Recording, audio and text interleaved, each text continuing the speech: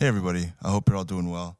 I wanted to make a video on what the types of things that you might be asked to do in the studio that'll challenge your technique. And I think I'm going to start by saying that I distinguish between technique and chops. Chops being chops requiring technique, requiring immense technique and dexterity control, but chops being vocabulary, patterns. Right, and technique for me really being control. And that distinction allows me to identify in players and in playing some players that might not have a lot of chops in terms of licks and patterns and vocabulary, but that have an immense control over the sound of the drum set and the textures they're able to go get in accordance with a vision, the vision of the producer, their own vision, the vision of the artist. And so I think it changes for me the discussion between a groove versus technique, groove versus chops. I think a lot of the players that we don't associate with having amazing technique, to me, have amazing technique because that's required for grooving and for kind of framing a song, framing a narrative. And all my favorite studio players obviously have immense technique, immense control. And I find that when I'm in the studio, my technique, my control over the instrument is constantly being challenged in a way that's different than when I'm out here kind of trying to film chops, because I love chops. I have nothing against chops. I'm always posting chops and wishing I had a lot more chops and watching as many chops videos as the rest of you on Instagram and on YouTube. I love them. It's just a different thing. And this is the type of sessions I've had lately have been going a little bit like this. And it's a lot of fun. There's a lot of brain teasers, and I'll just jump right into it. I've got a click going right now. I have it muted, so I'll put the click on, and I'll play.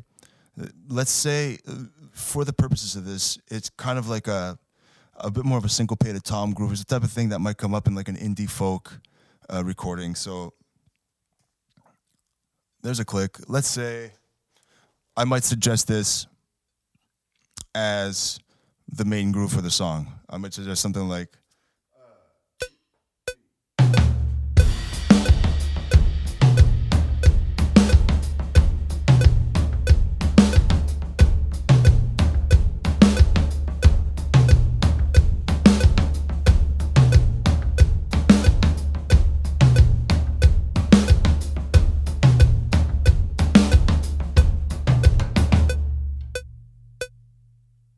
took me a second to sit in it there, but okay, I found the click, I found the center. I might suggest that as a groove, right? Okay, cool. So they might say, all right, cool, I really like that. Is that hi-hat pattern, sorry, is the hi-hat on every and necessary? Can you give me half the hi-hats? Is something I hear a lot. Okay, let me try to give you half the hi-hats on something like this. So let me turn this click back on. So the beat was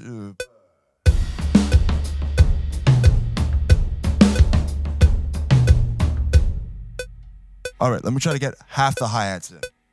So 2.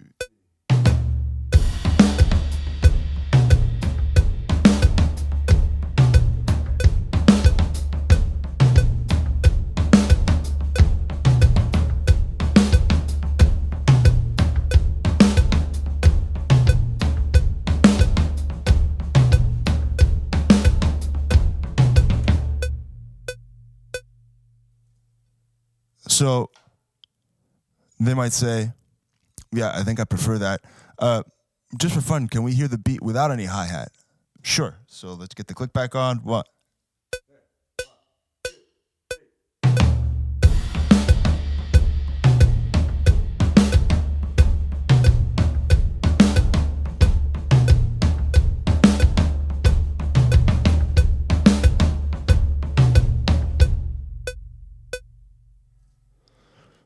And I'm rushing through this a little bit. This takes quite a bit longer, the discussion back and forth. But they might say, I like that. Maybe we have the artist and the producer in the room. and the artist is like, yeah, but I miss the energy of the hi-hat. Maybe that could be a cool option for a verse, a way to bring it down and to kind of differentiate between the intro or turn or chorus beat, like let's say the A section, and the verse, which is always like a great idea. Okay, great. I mean, it's a small change, but maybe you can also play that softer so that we feel the air change a little bit. Okay, play it softer, and we lose a hi-hat. What would it sound like going from that beat with half the hi-hats to then, let's say, a verse beat with no hi-hats and you playing softer? So I'd be like, okay, let's try that out.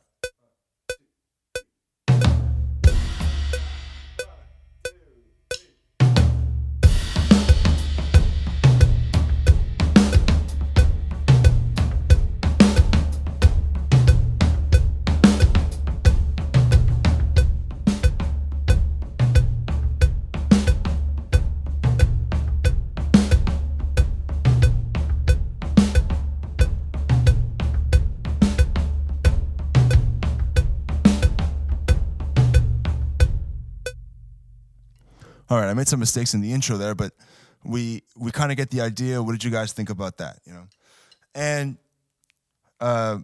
they might say, okay, yeah, I really like that. Two things, and I did this on purpose. You're doing a lot of kunkuns. I like them. Can you give me half of those? Just instead of doing like every second time or every time, can you kind of just organize it so we get less of them, but don't completely eliminate them because I like them. Just a couple less. And so you got to think about that while you're playing, and remember, your performance needs to be compelling. You're telling a story. You know, I might be dating myself here, but by the time we have all the parts worked out and I'm playing it in my head, I have to feel like I'm watching a music video. You know, so I'm from the music video generation, but you got to feel a narrative. So we have to keep all these things in mind, all these little ostinato changes, I guess, and still play it so that it's compelling and believable, and so that you're riding this narrative and you're framing it. So they might ask for that. And another thing that comes up might be like, okay, the drums sound really nice and open when you play them softer. What does the kick sound like when you play it really soft? I find there's still a little bit too much attack. So they might ask, like, what volume are you playing it at now? Right? And I might say, okay, well, I think I'm playing it somewhere like, you know, like the verse volume. They might ask, well, what does it sound like if you played softer? They might be like, oh, I really like that. Or Tom mic keeps falling.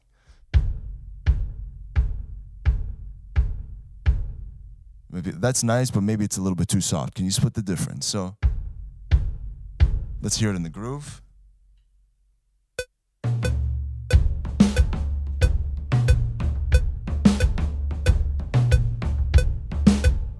I rushed.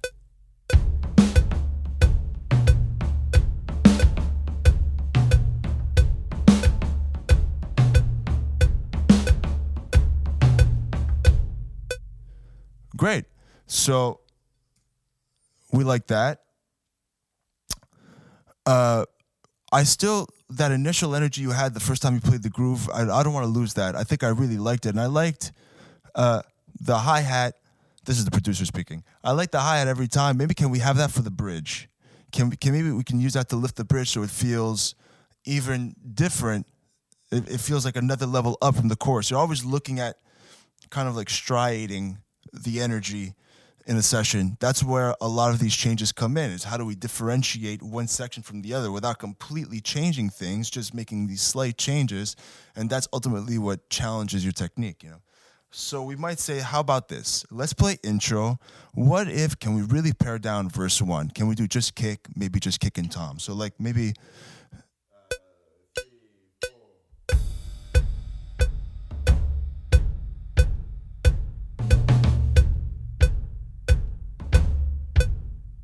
I rushed there. Again, play these things really soft. Just kick very soft at the volume that sounds good and makes the record.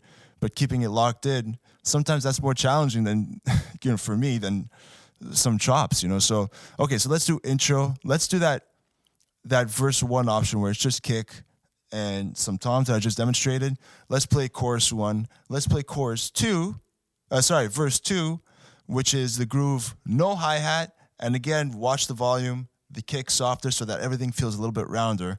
And let's go back to verse 2. Again, that hi-hat pattern just every second time.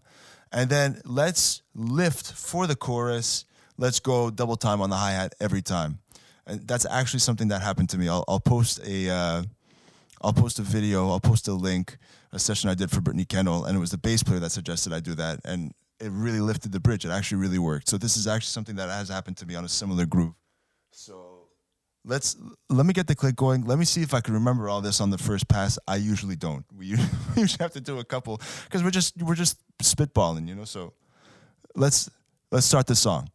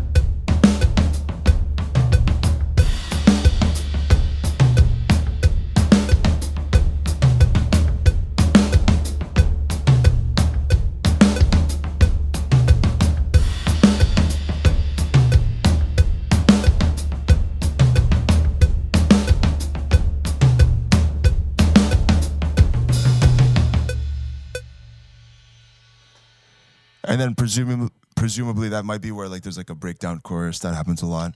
And so that would be for me like, okay, we got the ideas down. There were quite a few sections and transitions where I really sound like I'm thinking, and I have to iron those out. I think over the course of another 2 or 3 takes, when I internalize the patterns and then I internalize musically in my mind the transition from one pattern to the other and feel the intent of each section, those things will kind of smooth out. You got to round the corners, you know, you're shaping this thing so that I can deliver a full performance that'll feel like a song, that'll feel like a narrative, and but have all these changes, all these textural changes. Of course, there's going to be automation. There's going to be, you know, some sort of effects. They'll be automating room mics. They'll be automating, but the dynamic intent and the sound of the drums changes with you know, different types of like dynamics with different dynamics. I mean, if you play them softer, they tend to get rounder, and the difference between the attack and the tone when you play softer diminishes, and then when you play them harder, the attack kind of starts to poke out away from the tone, and the pitch tends to rise, and all these things happen naturally. So yes, there'll be automation fader rides, there'll be automating reverbs, automating effects, there'll be distortion, whatever it is the producer or the mix engineer wants to use, but you still want to capture a lot of the scene changes on the floor. And a lot of that is these little changes. Okay, remembering. Okay, half the hi-hats. Okay, double on the hi-hats. Okay, double on the hi-hats, but play them a little bit louder. Let's bring things really down. Okay, play that kick soft at the dynamic that we liked when we were practicing it. So, what was that? What did that feel like? You know, all of these changes, and I find these things really challenge my technique. It makes it like you understand why you need to kind of sit down and practice technique to do sessions where the priority is grooving and being musical and being tasteful and understanding, you know, what it is the artist and the producer wants. But you need to be able to deliver that and, you know, manifest it, but still sound natural, right? It's still got to feel like you're a part of the band. You know, you're not an automaton. You're really a part of the band, and you're living this song with them. You're living this song with the artist, with the producer, so that they can feel really good about the session. And so that the other thing is that sessions, to me, are a conversation, and they need to be kept lighthearted. A session needs to be fun, and it needs to be a lighthearted experience, because the artist and the producer, they want to feel really good about these things. And if you start having a hard time with stuff, and things can get bogged down quickly in a session. You can start to feel like you're in quicksand when things aren't coming together quickly, and it sucks the energy out of the room. So you want to keep a momentum going in a session. You want to keep the energy going, not being overly energetic. You want things to be moving forward, and you want if people are asking for changes, they want to hear them so that they can make critical decisions by contrasting what you previously played to what you're playing now. So they don't want to, okay, well, what did it sound like before? What does it sound like now? They want to feel it. Hey, let's make it happen, you know? So it's good to practice these things on your off time so that you're not overly challenged by them. I mean, you might hiccup here and there, but so that you're not overly challenged by them when you're, you know, recording, when you're on the floor, when you're in that situation. So, you know, let me know what you guys think. Thank you.